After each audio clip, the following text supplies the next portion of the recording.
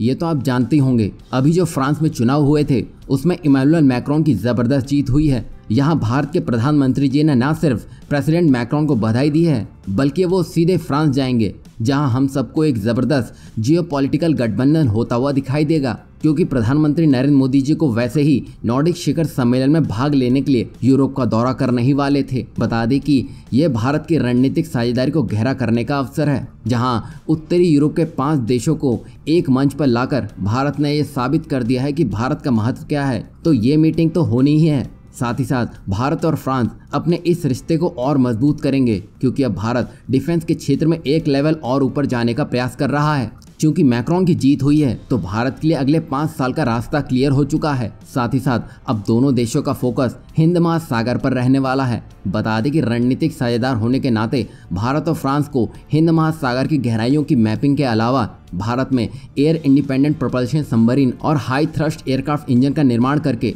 आत्मनिर्भर भारत परियोजना को आगे बढ़ाने का है। और भारत हिंद महासागर की मैपिंग करके ये आसानी से जान सकेगा कि हिंद महासागर कहाँ गहरा है और कहाँ कम गहरा है, क्योंकि चीन भी इसी काम में लगा हुआ है। और चीन इस काम को पूरा करे उससे पहले भारत और फ्रांस इसे पूरा करने का लक्ष्य के साथ आगे बढ़ रहे हैं।